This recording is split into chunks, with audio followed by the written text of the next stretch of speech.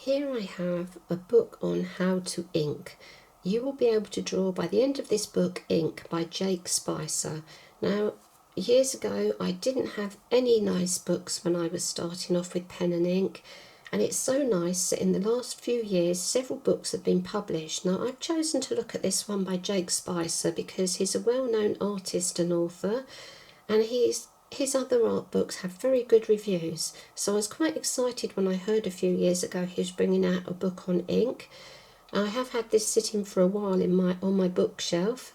I've looked at it, but I just hadn't had chance to actually make a review of it. So now that I'm doing my book reviews on a regular basis, I decided it's time to pull out this book and actually have a little talk about it. So on the back of the book here, you will see a little bit of information. You can draw with ink, and Jake Spicer will show you how. Discover the endless possibilities of ink, whether you are using a nib pen, a brush, a biro, a marker, or even a quill. Now this is an interactive book, so there are some blank pages for you to practice the exercises. Well, it will go through experiment with line, learn about hatching and cross hatching, work with an ink wash and understand colour and tone. Then we have a little bit about Jake Spicer, who is an artist and drawing tutor based in Brighton, England. A little bit more about the things he's been working on. So if I turn this back round, you'll see here it's held closed with a rubber band, which I will take off. I'm not a huge fan of rubber bands because they can perish, but it has a very important purpose, and that is to hold the book closed, because as you can see here, when you open up the book, the spine is not attached to the front cover. It's for a very important reason, and that is because when you open up the book, it lies completely flat. Let me just space this a bit better so you can see the pages.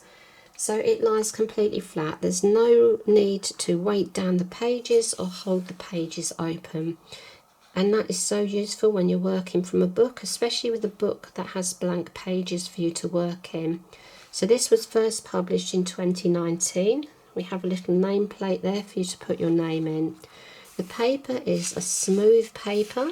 It's like a drawing paper because obviously the idea is it is like a sketch workbook as well. Very nice feel to this paper. Very much a pleasant book to actually use. So we have on the contents, what do you want to draw today? Line, wash, colour, process and an appendix.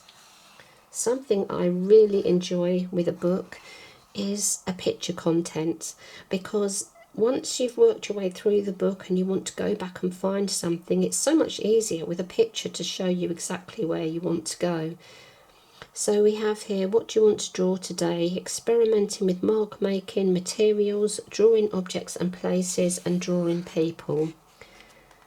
And then we have warm-ups, quick sketches, 5 to 30 minutes, and long studies. So it's all set out so you can easily find what you're looking for. We then have a little introduction. I think the illustrations are very clear and clean. Very easy to follow, lovely colour reproduction. And I think it's very important with a book on art that everything is very clear and easy to understand, and that the illustrations are beautiful. What you need to get started, the other things that you will need for the exercises in the book, and some extras that you may find useful as you work through the book. So here we have the first section on using the book, so navigating the book, the types of pages. It's all set out very clearly for you so you can make a start and know exactly what you're doing. Then we move on to part 1, which is line. There's a lot of information here. It very clearly shows you how to hold your pen, how to get the different weight of the line. And we move on to ballpoint, fountain and fine lined pens and materials. An interesting exercise on taking a line for a walk. And then you have a couple of blank pages, outlines, negative space. So it really does show you right from the beginning how to start out And here's working from different objects. And then we have a more detailed drawing, a practical method. So this is a step-by-step. So it shows you exactly how to start off your picture, how to progress through the picture, how to get to the final picture. And then we have some more blank pages. And we move on to tone. And mapping the face.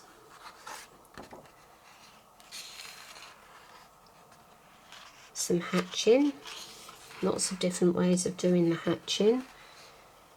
Nice little chart here where you can test yourself. The mark making is particularly good, I think, in this book. Some more on mapping the face. I love the stitching, it's so nicely bound, this book. It really is a quality book. Then we move on to different types of pen, dip, quill and reed pens. I love this section on form and weight. I think this has been very nicely done. And this section as well.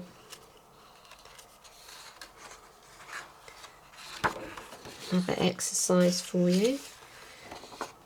I like to try and show you almost every page in a book because it's very hard when you don't know, when you see a flip through and you don't see every page.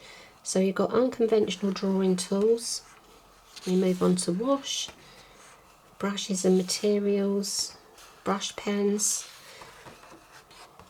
brush strokes, distilling marks, some more blank pages, diluting and tonal value, tonal ranges, ink and watermark making, using bleach, and get some very interesting effects.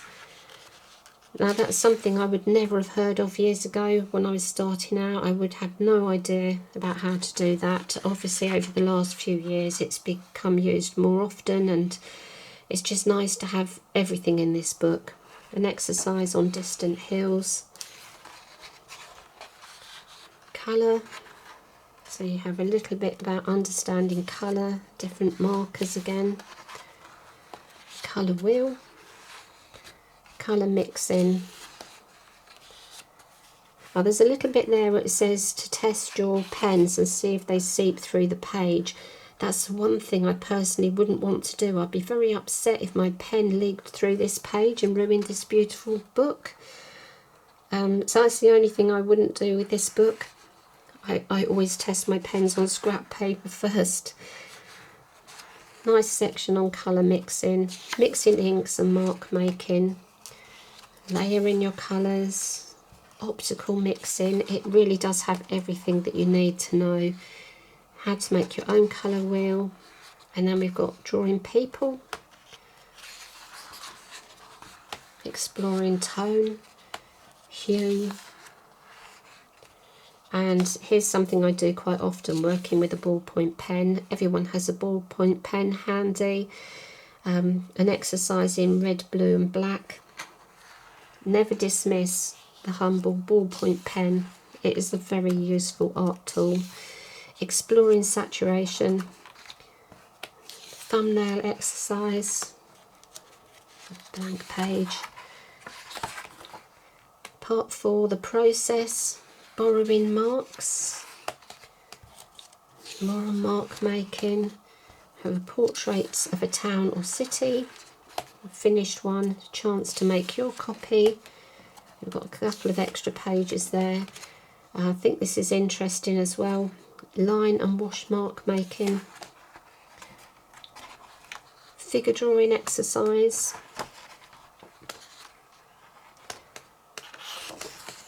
And heads here, 4 heads exercise. Plenty of examples here for you to try. We're nearly at the end, and then we have this index and library of different types of marks as space for you to make your own references, and some questions on light fastness, permanence and different inks and the references. So I actually think this is a nice size book. It's very bright and bold. It's great for someone starting out, especially a younger person, a young teenager just starting out. Everything is lovely and clear. It's also suitable for anyone of any age who's never used ink before and just doesn't know where to start. You'll find all the information you need in this book. The examples are great, everything is lovely and clear, the instructions are easy to understand, and I think if you're only going to buy one ink book, you should start with this book, definitely. So take a look at this book and any other of Jake Spicer's books. I'm sure they're all the same quality, but I say this is the only one I have because my specialist subject is pen and ink. I love pen and ink and mixed media. I think this is great. And if you're looking for a gift for a person who's just starting out on ink, this will make a wonderful gift. So thank you, Jake Spicer. Loved your book, loved reading it. And even someone like myself who's worked in pen and ink for years, there's always something new that you can learn or something you'd forgotten over time. So I think this is a great book. Really enjoyed it, and definitely one to look at for your library.